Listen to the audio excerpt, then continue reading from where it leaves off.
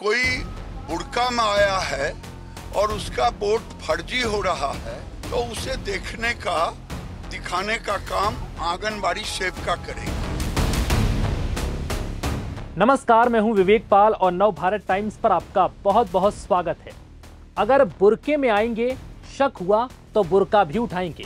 बिहार चुनाव के पहले चरण की वोटिंग के दौरान केंद्रीय मंत्री गिरिराज सिंह के इस बयान पर विवाद हो रहा है।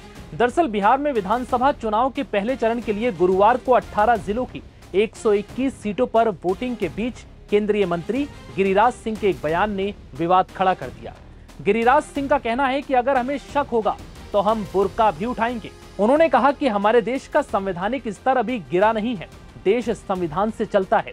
संविधान ने अधिकार दिया है कि अगर शक हुआ तो राजनीतिक दल की महिला पोलिंग एजेंट बुर्का भी उठाएंगी। इस बयान पर विवाद होने पर अब केंद्रीय मंत्री और लोक जनशक्ति पार्टी रामविलास के नेता चिराग पासवान ने बयान दिया। उन्होंने कहा कि हर धर्म की भावनाओं का सम्मान होना चाहिए, किसी की आस्था को चोट पहुंचाने का अधिकार किसी को नहीं है और हमें इस बात का ध्यान रखना चाहिए कि अगर आप कुछ भी धार्मिक चीज बोल रहे हैं तो किसी की धार्मिक भावनाओं को ठेस ना पहुंचे। हालांकि इस बयान पर चिराग पासवान ने यह भी कहा कि ये गिरिराज सिंह की अपनी सोच है। गिरिराज सिंह के बयान पर क्या कहेंगे? क्या बयान दिया उन्होंने? मुस्लिम समुदाय को लेकर जो है उन्होंने बयान दिया है, बुर्का जो है। देखिए, वो अपनी सोच है, वो उसको समय समय पर रखते रहे हैं।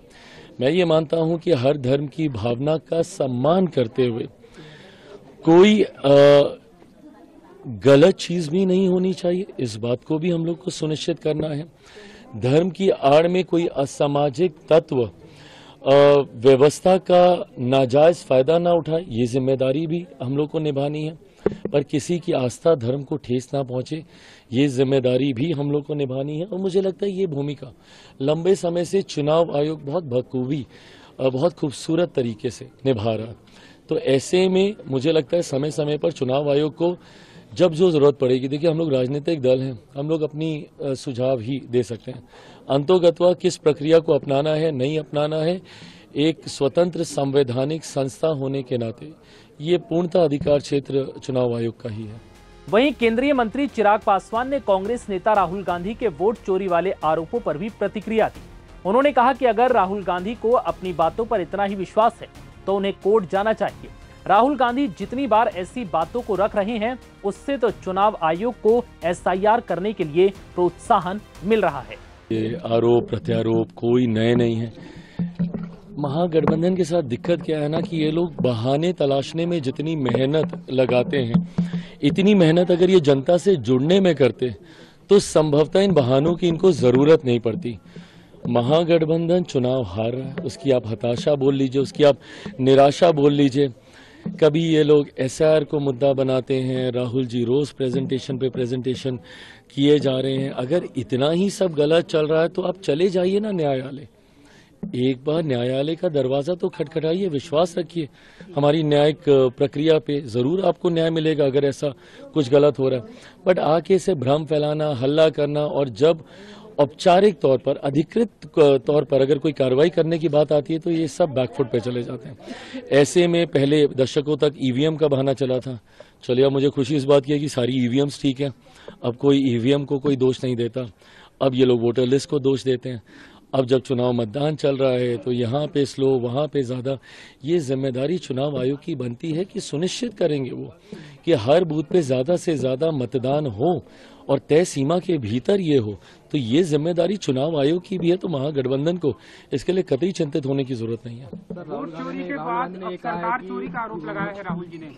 वोट चोरी के आरोपों के बाद सरकार चोरी की बात कही है बिहार में राहुल जी ने, कैसे दिखते हैं इस बयान? देखिए, मैं समझ सकता हूँ एक के बाद एक के बाद एक के बाद एक के बाद एक चुनाव हारते जाना, हारते जाना, हारते जाना किसी भी नेता के मनोबल को, उसकी पार्टी के मनोबल को काफी ज्यादा तोड़ता है, निराश करता है।